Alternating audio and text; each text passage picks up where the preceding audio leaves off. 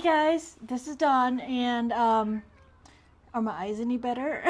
God, I can't tell. Okay, so I don't think I told anybody this because I didn't realize it until a lot later, but this is my left eye, and this eye cannot go all the way to the left. It stops dead center. And then this eye likes to hide itself, but it's not hiding itself right now, right? This is my right eye.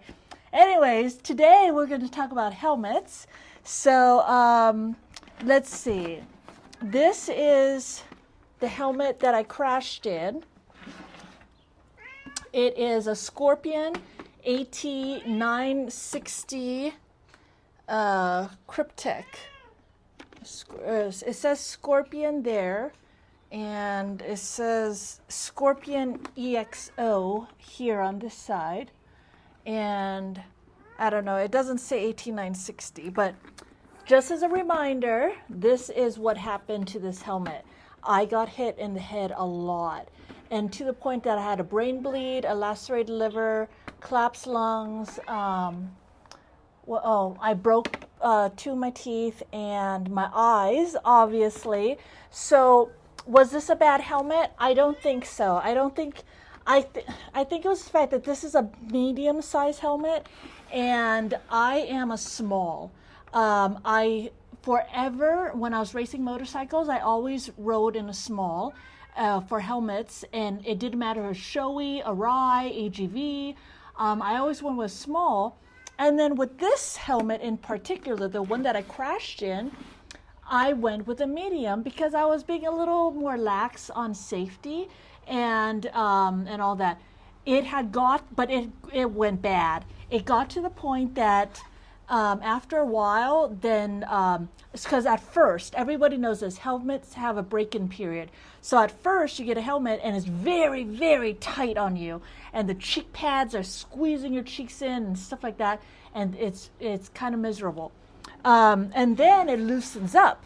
Well, mine kept loosening up a lot, to the point that I was able to hit the front of my helmet, and that is bad. So if you are wondering what should be the proper fit for a helmet, that would be this one. This is my new helmet. Once again, I got the EXO Scorpion EXO AT960. It's the same pattern that I got. I think this is the third or fourth time I've bought this exact helmet. Like every time I need to replace a helmet, I get the AT960. And the reason why, over here is a lock. So you undo the lock, and then from over here underneath, you just push this button, and then you can lift up the face, and it's a half helmet. Now there are different kinds, like Duff has a helmet where this is the highest that this helmet will go, but with Duff's, he has a brand that will go all the way, how do I show this? That will go all the way to the back, and so it's not this big heavy thing. I never ride with my helmet up. I think it's dangerous when the helmet is up. And any motorcycle racer will tell you there's no such thing as a safe helmet that goes up.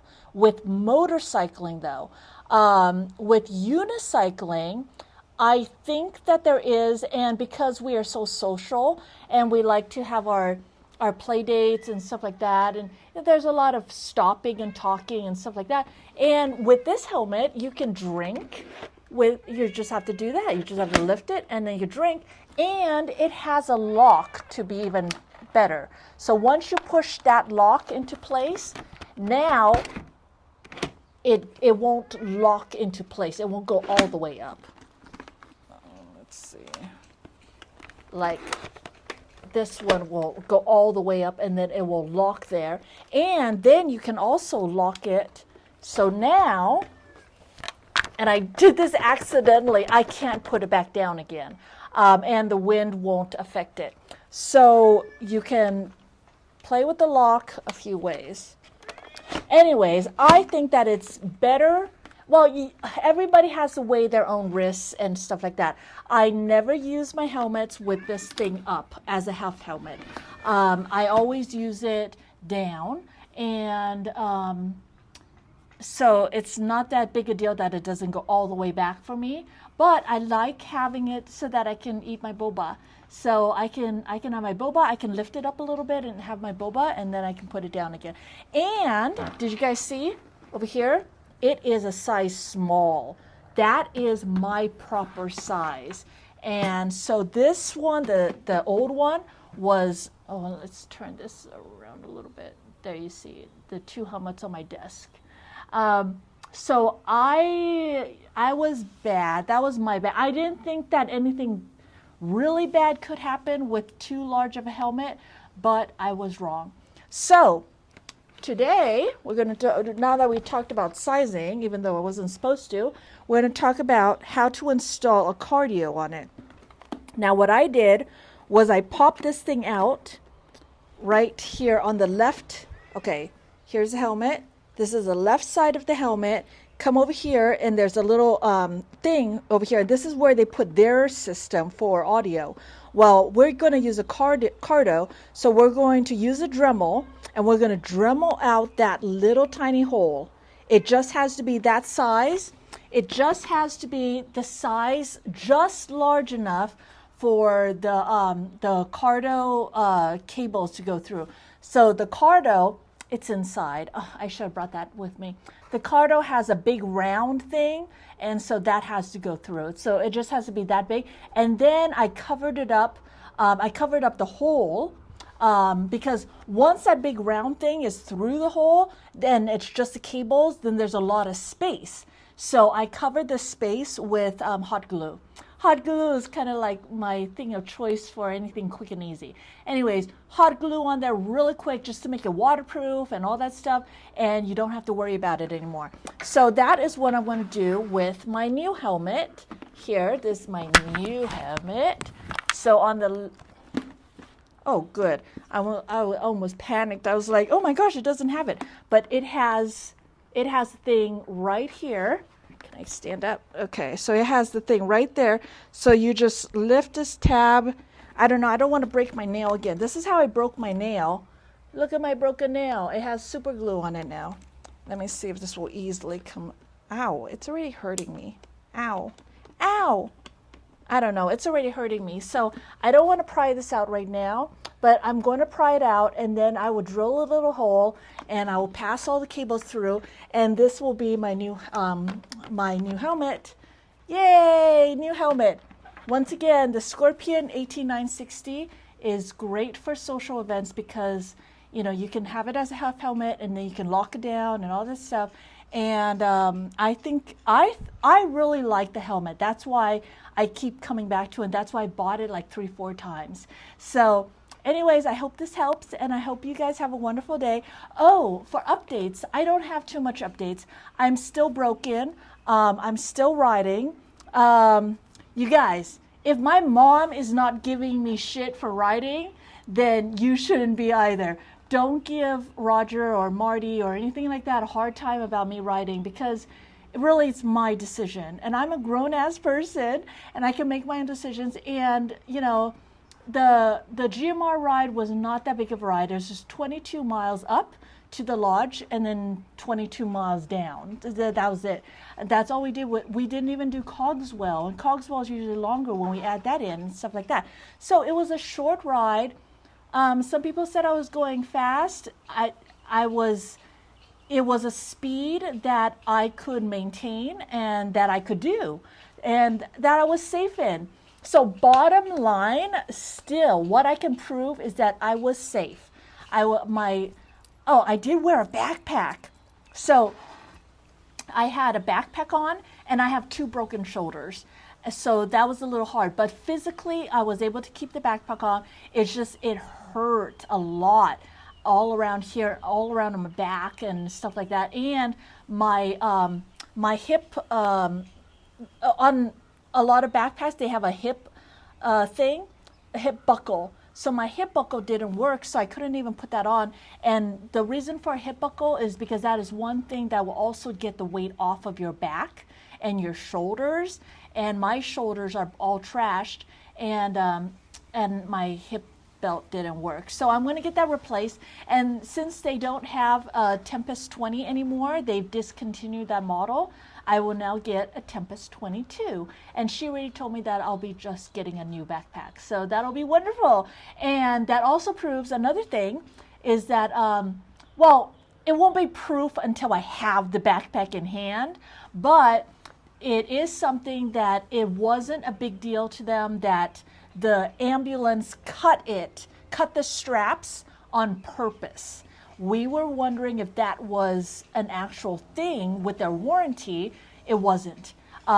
They know about that. I was honest to them. I told them exactly what happened, and they were like, no big deal, we will replace it. It's not a big deal at all. So I'm happy they're going to give me a new backpack soon. So in the meantime, I just have to keep it light, and I'm going to try my best not to have backpacks anymore because my shoulders hurt so bad wearing them. So, but I have to carry a charger around. But if I have a super long range wheel, maybe I don't. So especially on small little rides or something like that, just to go see people, because I mean, being here home alone is like really hard on me, and so I don't get to see people and stuff. So these rides, I get to see people, and people miss me and stuff like that, and I get to be with people again, and that helps. That helps my soul. So that's why I went on the ride, and that's why I'll keep riding and keep doing stuff, because I want to be around, people that are good. And so I should be getting a Panther, the Begode Panther. Should that be a secret? Maybe. But I'll be getting the Begode Panther, and all of the local people around here already know. When I get it, it is open so that everybody can ride it and everyone can try it out and see how it is. Now, I have seen Leaperkim came out with the Sherman Oryx. Now, what do you think about that? Now, that one looks like a really great wheel, and true to the Leaperkim way, all Leaperkim wheels are very stable. These are great wheels. In fact, I'm using the Sherman L right now. It's right over there. And it's Roger Sherman L. And I'm borrowing it for now, but it is great. It's so great not to have to charge, not to have to carry that charger, not to have to worry about all that, and just ride. And the Sherman L is, even though it's big, it doesn't feel big at all. And that's what they say about the Panther too. Now the Oryx, what do we think about the Oryx? Same thing. I think it will be a great all-around wheel, but time and time again, and the reason why my garage here is I'm looking at my stall of, Masters and M10-4s and MCM5s and stuff like that, I all have Begode wheels because I am a Begode fan. Because of all of the brands, I think that is the ultimate winner. Now, they are saying up to maybe these wheels will go up to 80 miles an hour. But right now, we know with my ET Max, that thing can go like 68, 70 miles an hour. So maybe these next wheels can go 80, and maybe they'll make a 210 version or something like that. I know the Oryx is a 176, I think, and the Panther I thought was a 196, like the ET Max, but it might be a 210, so we don't know yet. So we'll see about that. But time again, even though the Begode wheels are not as reliable, my ET Max is dead right now, and I need a probably new motherboard and charge board, and I don't know what else for it. We'll start with that and see what happens, and then we'll go from there. But the Panther is what I am itching for, and the Oryx, nothing but love for anyone that chooses the Oryx. The Oryx Leaperkim will be reliable. It will be good. It is a 22-inch wheel, but it'll be like Sherman L, the Sherman L's big brother sort of thing. And the Sherman L is an excellent wheel. So I do believe in those. I just don't have enough money to buy it all. But if I had to have two long distance wheels, it would be the Oryx and the Panther. But because I can only have one long distance wheel, then I choose the Panther.